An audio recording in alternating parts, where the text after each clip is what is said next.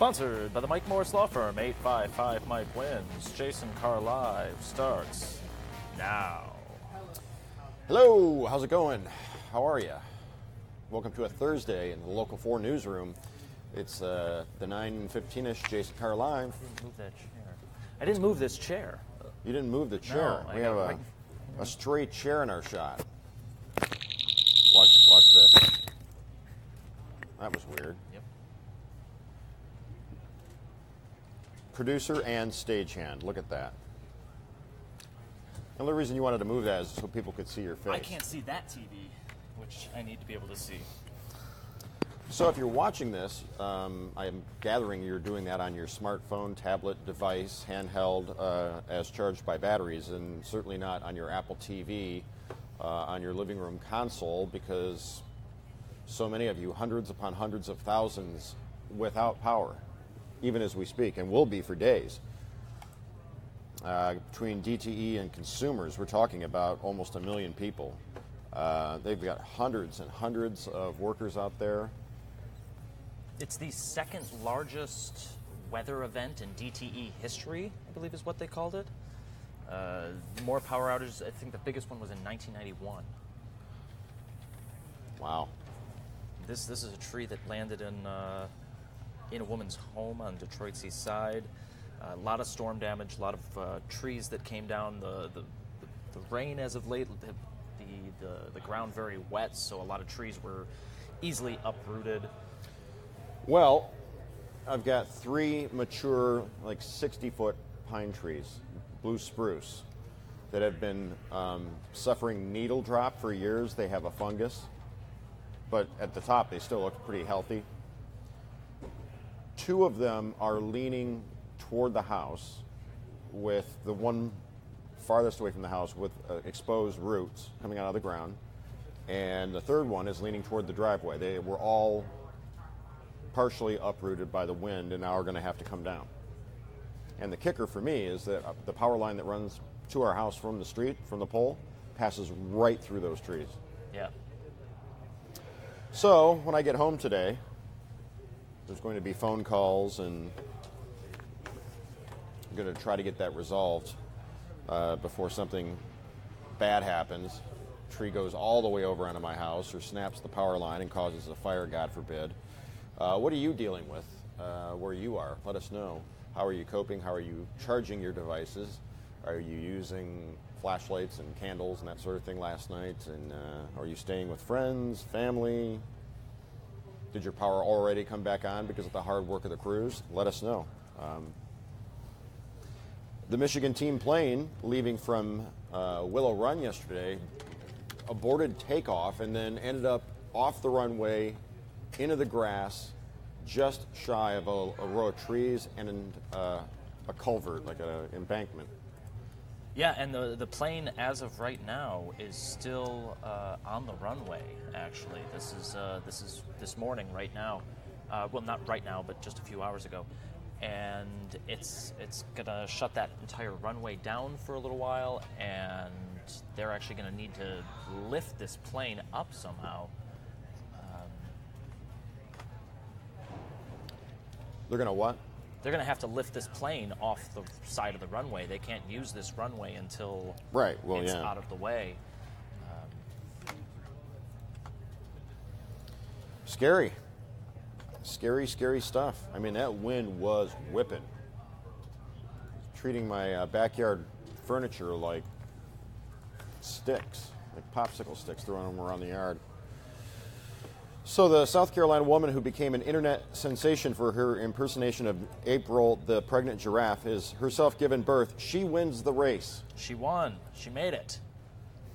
Here's a picture. Her and her baby. Erin Dietrich, mother of 4, gave birth to a baby boy, excuse me, Wednesday morning. Here she is, waiting in bed. She realized that she was going to win the race, and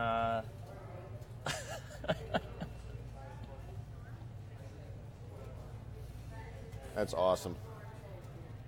What's not to love?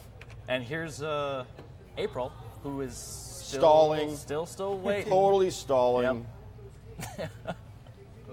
You know what I would pay to see? is April the giraffe with a human's mask on. So Yeah. she could be Aaron Dietrich. And here's the original video that Aaron had put out.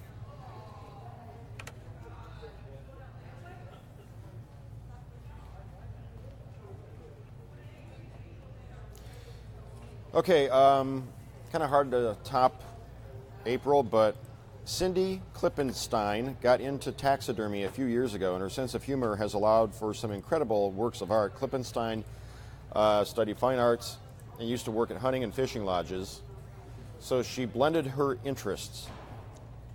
This is the best thing you sent me this morning.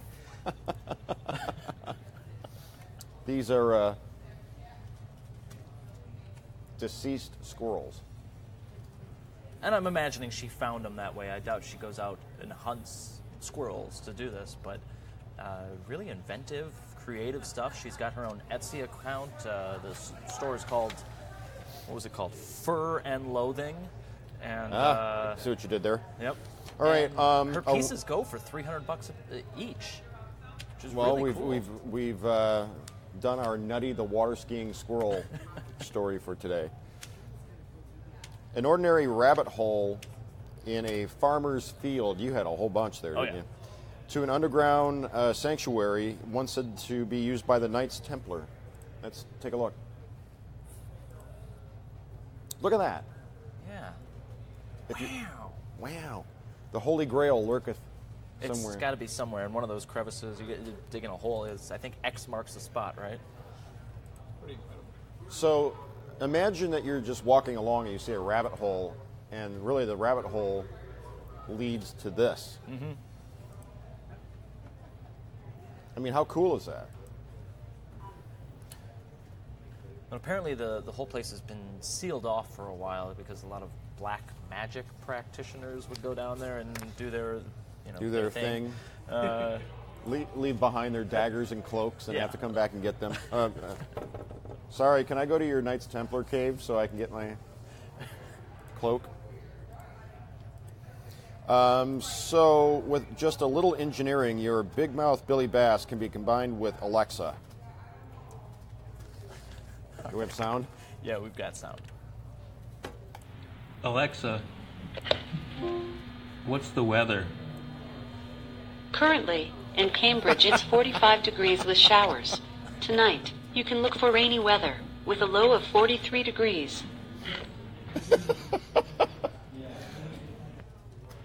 Alexa, Can we see it again? what's The best weather? part about that is 43 degrees. Currently, Snap in back. Cambridge, it's 45 degrees with showers. Tonight, you can look for rainy weather with a low of 43 degrees. It's almost creepy. It's very creepy.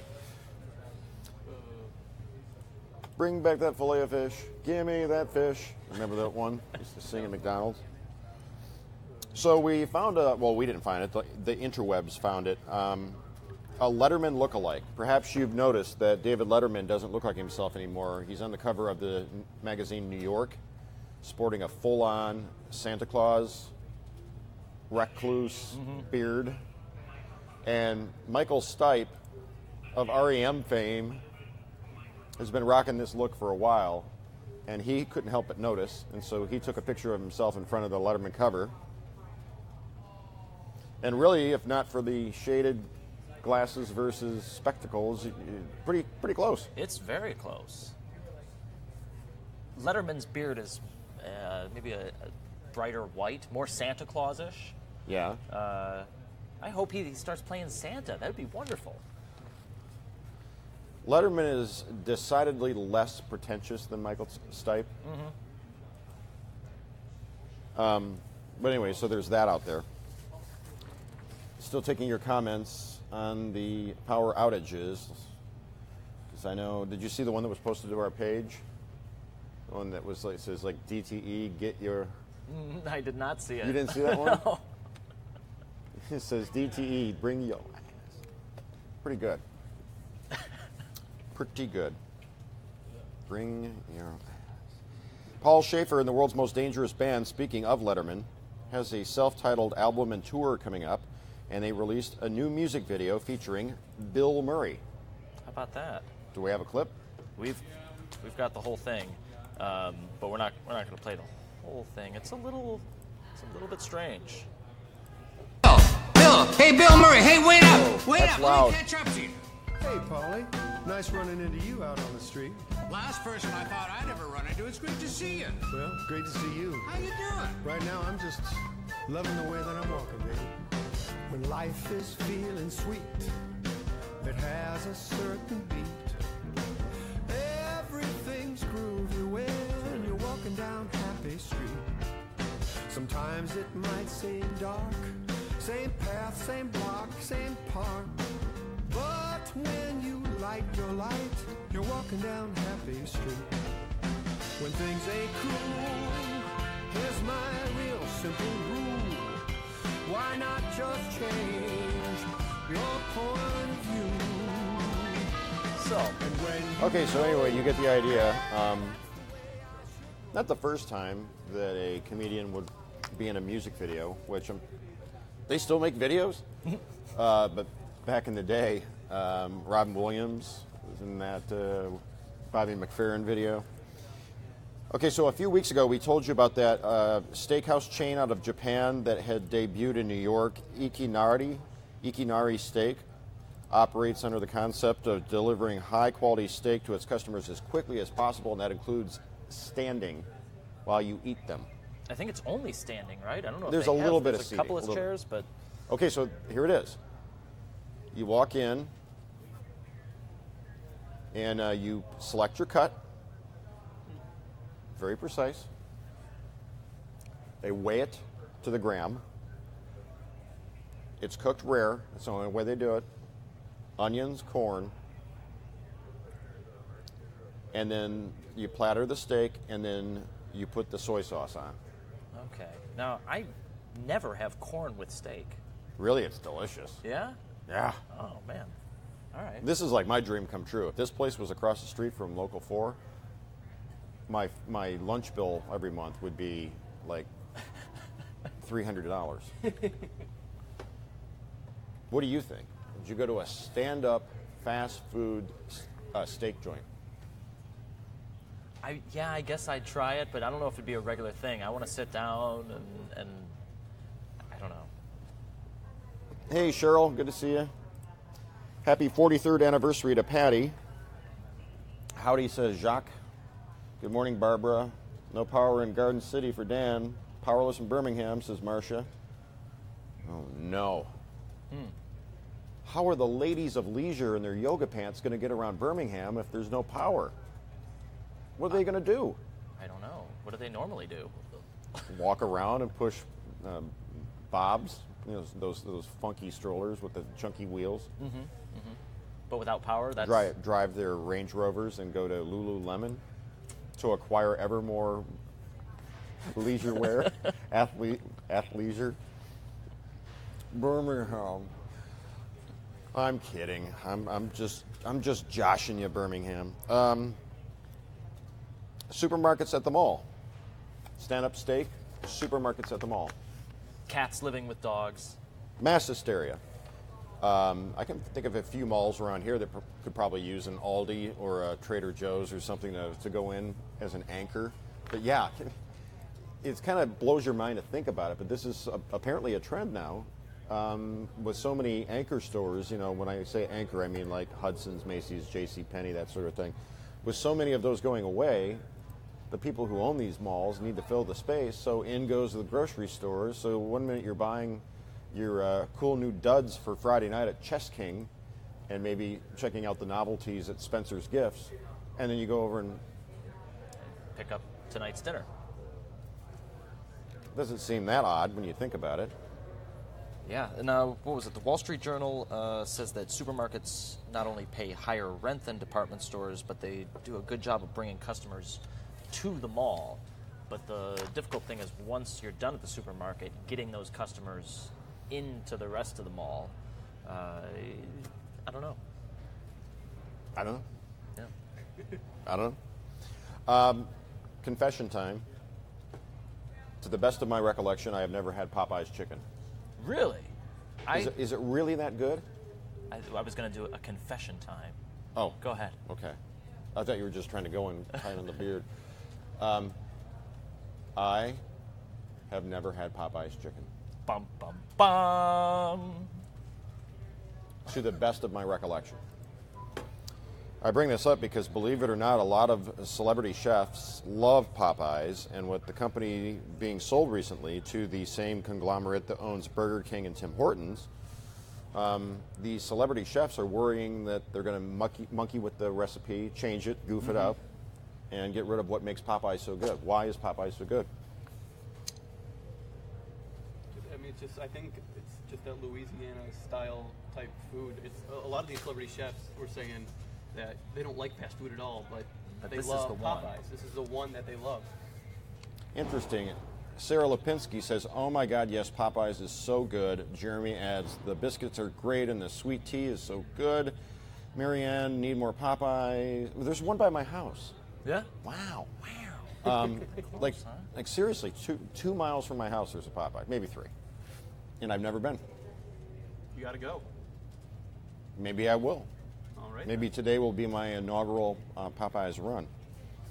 This happened to a beloved place of mine. I don't want to throw them under the bus and say the name, but anybody who's ever lived in or around Flint, like Grand Blanc, Fenton, Flint, anywhere in there was a burger joint for many, many, many years, decades. It still exists, but it was owned by one family. And so then they sold out to a different company, of a restaurant group. And that restaurant group said, hey, let's take this chain wider. Let's expand down toward Detroit and, well, due to economies of scale, the suppliers of the meat and the bread couldn't keep up with demand. So they had to go to a different meat supplier and a different bun supplier. In my estimation, it doesn't taste like the reason why I went there for so many years. Once it changed. Can you think of an example of something that changed recipes Wendy's changed Dave's original hamburgers about, 6 or 7 years ago. I don't think they're the same. I'm curious as to what restaurant you're talking about. You were looking at me like you were listening, but not really. I'm listening. Oh, yeah, no. Yeah. Changed meat supplier and bread supplier, and to me, it's not the same. Yeah, I'm I not can't saying think it's of any bad. examples, but Hey, is that Michigan Association of Broadcasters reporter yeah, there he is. Sean Lay? Award-winning. Congratulations on your honor there. John can actually spin the. There he is. Last night, winning top honors in the reporting category. Zooming in. And Sonny. Awesome. Off to win more awards. Somebody called it. Hang on, I just dropped my mic. Or it just came off my seeing team. it in there. I've never been. I will argue with anybody that old owners versus new owners, there is a quality difference, I think. I reported on Coney-Gate many years ago when Lafayette, in a dispute with Winter Sausage of East Point, dropped, like they went their separate ways. They had been supplied by Winter Sausage of East Point for like Forever. 70 years or whatever it was. And the first time that I had a Lafayette after they went to a different supplier, bit into the hot dog, and I looked up at the server. I said, "You changed this hot dog." He goes, "Oh, no. I'm like, "Yes, you did. You changed suppliers. I can tell." And I was right. Yeah. So I have a refined palate for these sort of things.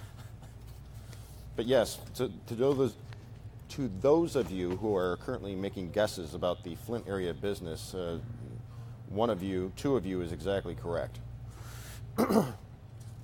There's a Lego remake of the national championship from last year.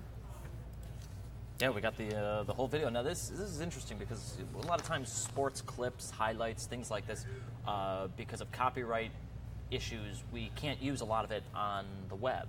Yeah. Now, if only we could get someone to do a video for all of these things, we'd have all the clips we wanted. But let's take a look. They're going to have to do something from the outside now.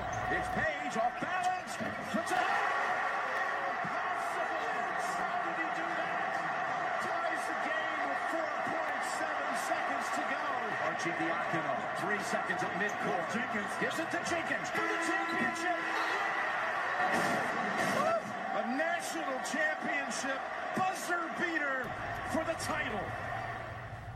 They're going to have to do something. Pretty cool. Stop motion animation with Legos. Hey, did you hear about the kid down under who ran for local office as a 15-year-old, as a lark, as a joke? He was funning the other candidates. I mean, you wonder if enough people would have written that in. Can you spot him? Oh yeah, Connor Barney. Wait, doesn't he work for the president's labor department? No, that kid. No, he graduated in 2015. That's right. His sign says, "I'm 15. You can't vote for me."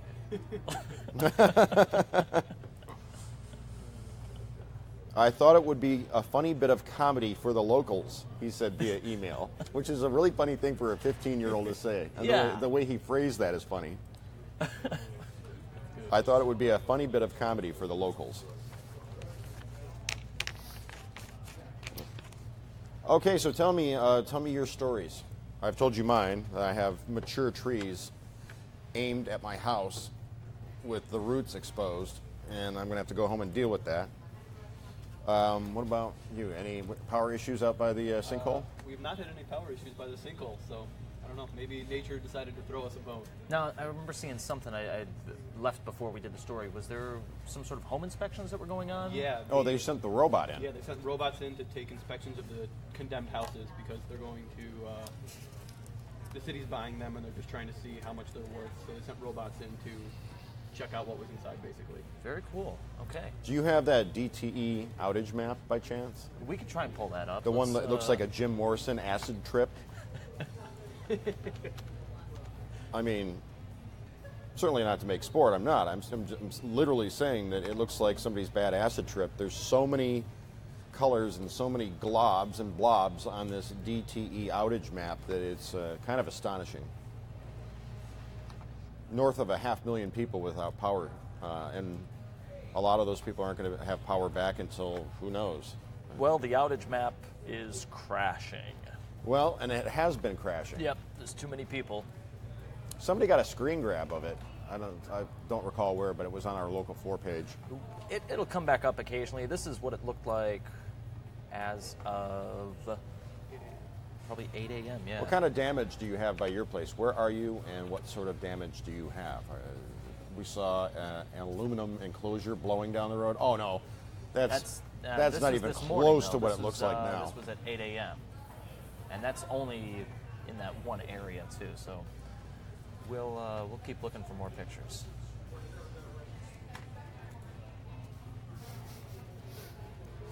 Cindy's going to have a conniption until I shave. No power in Romulus for Laura. Jan has no power in Allen Park. Denise agrees that the Jim Morrison descriptive was apt. Annie, sheds smashed, trees down, shingles everywhere. If you call a roofing company, they'll tell you there are 100 calls in front of you. Is that what I'm going to encounter when I call about the trees? Hold on, I want to pull this up. This is DTE's Twitter page at the moment, and they actually retweeted us.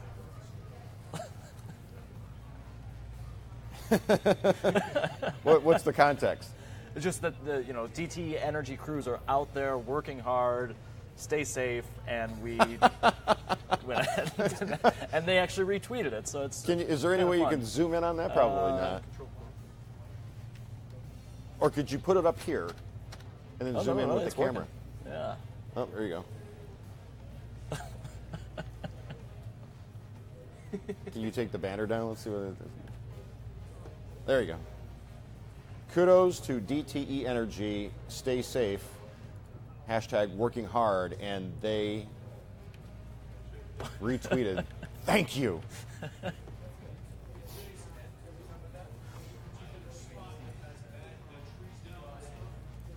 You know of a bad spot? What'd you say? Oh, do I know of any? Oh, gosh. I saw one.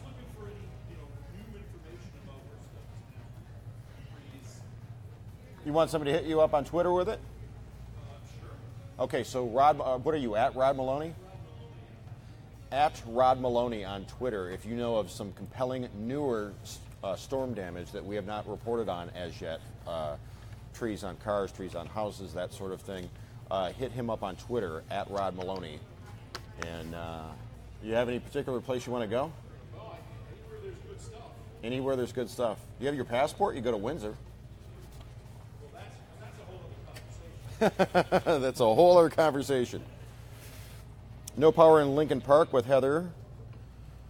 Looks like part of the roof of a nearby school blew off.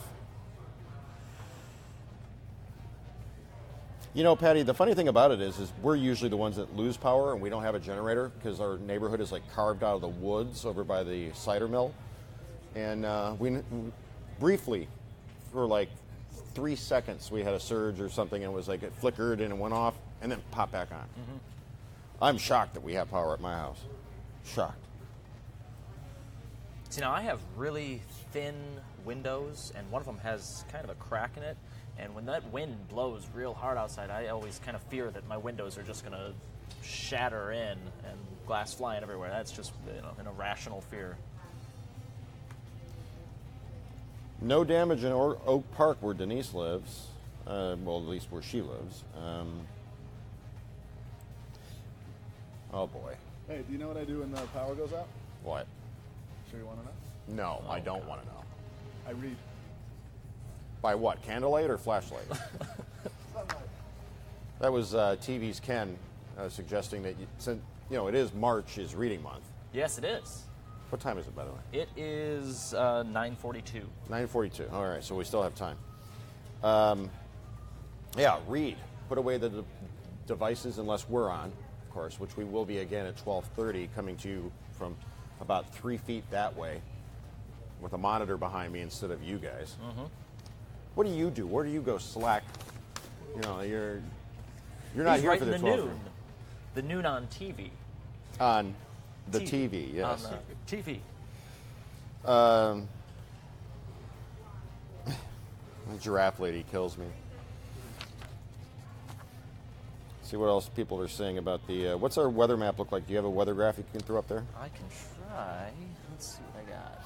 Taya thinks I have a distinctive beard.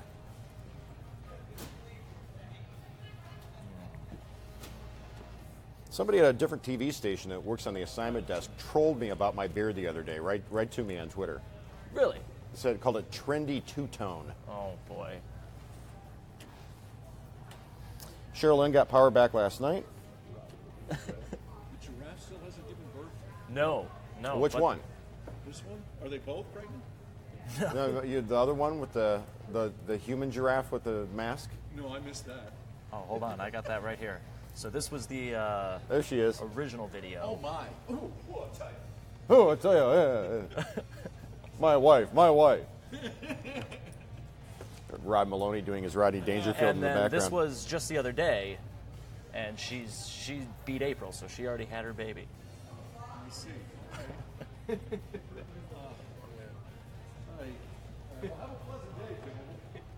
Did he just call us gentlemen? He did. Wow. Oh no!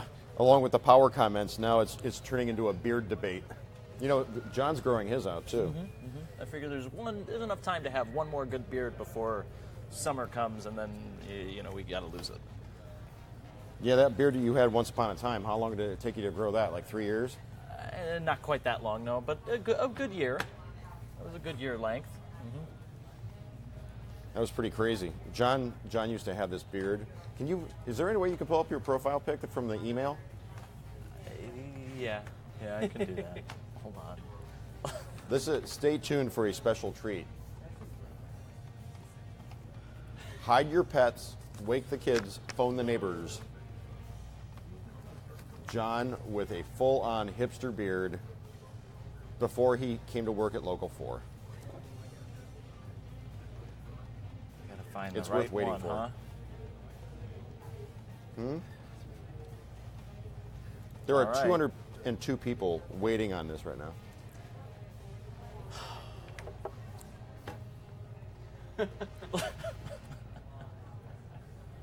That's not the one from your email. No, I know. That one's going to be a little hard to find.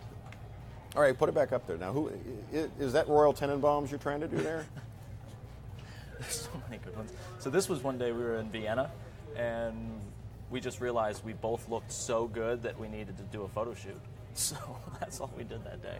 Wait, who's that? That's my buddy Mike Holste.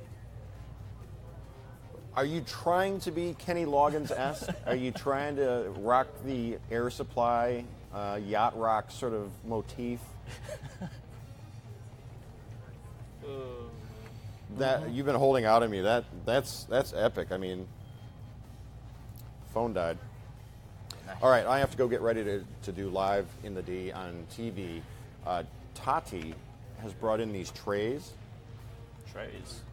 Apparently, she found a hack for White Castle, like making them for yourself at home. Really? And I have to admit, the trays, whatever's in there, she's like, here, have a whiff. I was like, that smells exactly like White Castle. Okay, then. So we're going to have that on the show. Exciting. Yeah, you should stop by. And yeah. I'll try and make it over there. Oh, TV. Will you bring Steckroth? What am I doing? For the White Castle. For the White Castle bit on Live in the D. Bring Steckroth? Yeah. I don't have time. We'll do that. All right, everybody have a great day. We'll see you at 12:30. Stay classy, Detroit.